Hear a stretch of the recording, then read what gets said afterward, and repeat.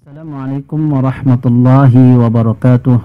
Alhamdulillah wassalatu wassalamu ala Rasulillah wa ala alihi wa ashabihi wa man walah wa la haula wa la quwata illa billah.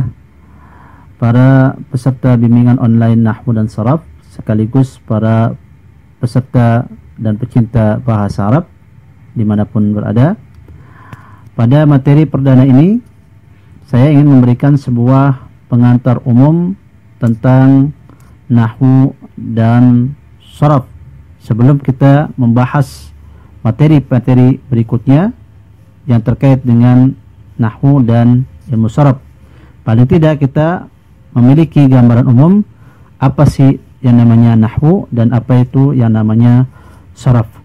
Nah, saya akan memulai dari esensi bahasa Arab, bahwa sesungguhnya ketika kita mempelajari bahasa Arab, maka sesungguhnya kita sedang mempelajari apa yang disebut dalam bahasa Arab al-kalimah. Al-kalimah ini yang kita terjemahkan dalam bahasa Indonesia adalah sebuah kata. Jadi esensi bahasa Arab kita sesungguhnya mempelajari kata, yang mana kata ini dalam bahasa Arab terbagi menjadi tiga. Yang pertama adalah al-ismu atau isim, yang kedua adalah al-fi'lu atau fi'il, dan yang ketiga adalah al-harf atau huruf.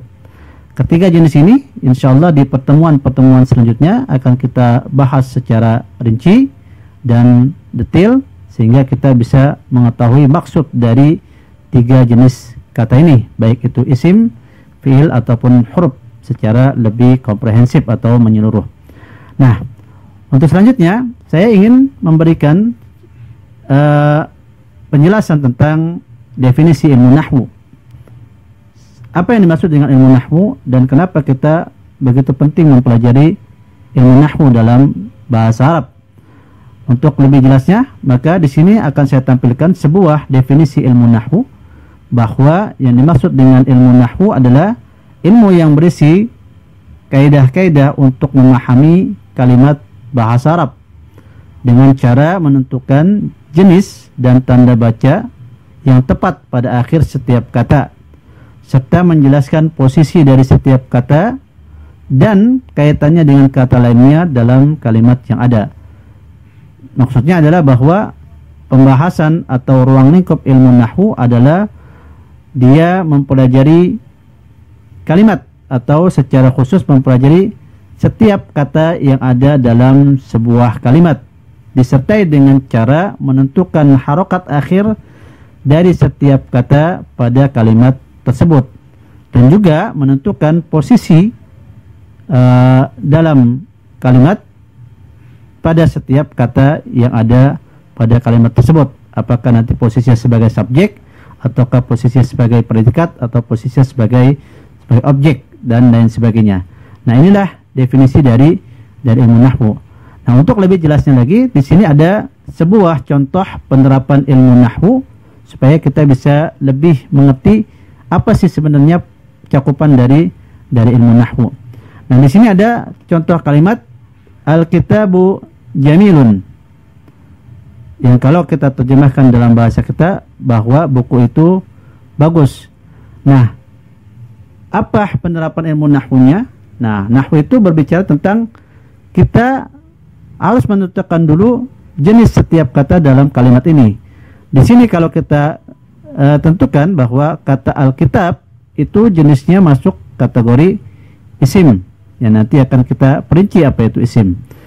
Sementara kata akhirnya atau harokat akhirnya diberi tanda dhammah. Artinya apa? Artinya kita tentukan harokat akhirnya setelah kita tentukan jenis kata pada kalimat Alkitabu jamil.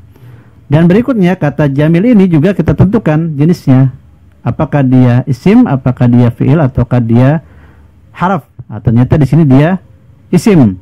Setelah kita tentukan, maka kita juga berikan harokat akhir yang tepat pada kata jamil. Nah, setelah ini kita tentukan, maka kita kaitkan antara kata Alkitab dengan kata al-jamil ini, kita kaitkan dan kita rangkaikan supaya menjadi sebuah kalimat yang bisa dimengerti dan bisa dipahami bagi yang membacanya. Maka di sini ketika kita kaitkan, maka terjadilah sebuah kalimat yang bisa kita mengerti, yaitu bahwa Alkitabu ada kitab itu, dan kata jamil adalah kitab itu bagus.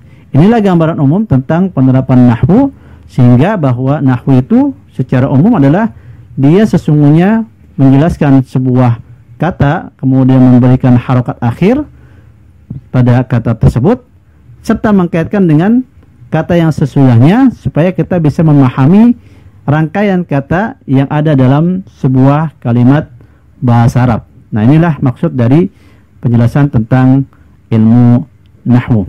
Sementara definisi ilmu sharaf bisa kita definisikan sebagai berikut, yaitu ilmu sharaf adalah ilmu yang mempelajari tentang dasar bentukan satu kata atau kata dasar, dan dia tidak terikat dengan kata yang lainnya dalam kalimat, tidak seperti ilmu nahwu. Ilmu sharaf hanya mempelajari bagaimana sebuah kata dibentuk sehingga menghasilkan sebuah arti atau makna, dan tidak terkait dengan perubahan tanda baca di akhir kata, sebagaimana ilmu nahwu selalu terkait dengan perubahan akhir kata atau perubahan harokat di akhir sebuah kata. Nah, ini adalah definisi dari ilmu sharaf. Nah, untuk lebih jelasnya lagi, kita berikan sebuah contoh penerapan ilmu sharaf di sini.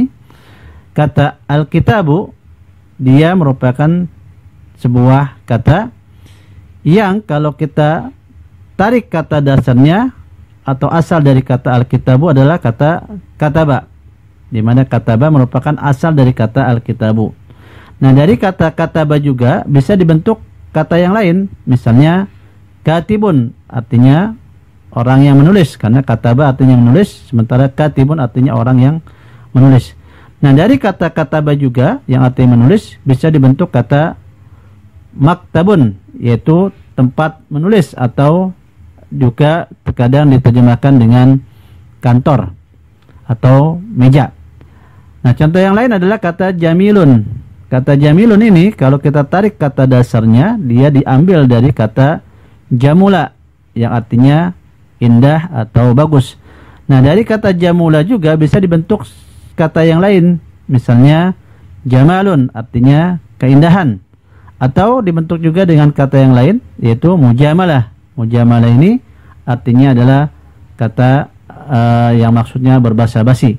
Nah, inilah penerapan dari ilmu sharaf, di mana ilmu sharaf membahas tentang akar atau kata dasar sebuah kata, dan bagaimana sebuah kata itu dibentuk sehingga menghasilkan makna yang kita inginkan sesuai dengan pola-pola yang diajarkan dalam ilmu sharaf. Dari penjelasan yang sudah saya jelaskan terkait ilmu nahwu dan sharaf, maka bisa kita simpulkan perbedaan antara nahwu dan sharaf adalah sebagai berikut, bahwa nahwu terkait dengan memahami makna kalimat dan posisi serta harokat akhir dari sebuah kata yang ada dalam sebuah kalimat, serta hubungannya dengan kata yang lainnya yang ada dalam kalimat yang kita baca.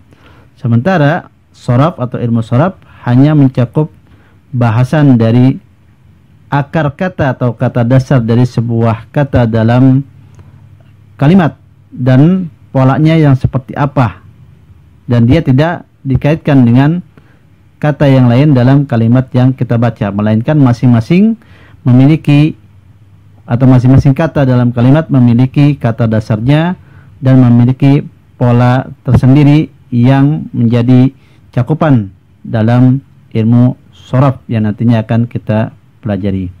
Nah, demikianlah sekedar pengantar umum dari ilmu nahwu dan ilmu sharaf, dan tentunya kita akan lebih paham lagi ketika kita sudah membahasnya dalam materi yang lebih detail dan terperinci, baik dari sisi ilmu nahwunya dan ilmu sharafnya secara komprehensif menyeluruh, dengan tentunya sedikit demi sedikit kita pelajari.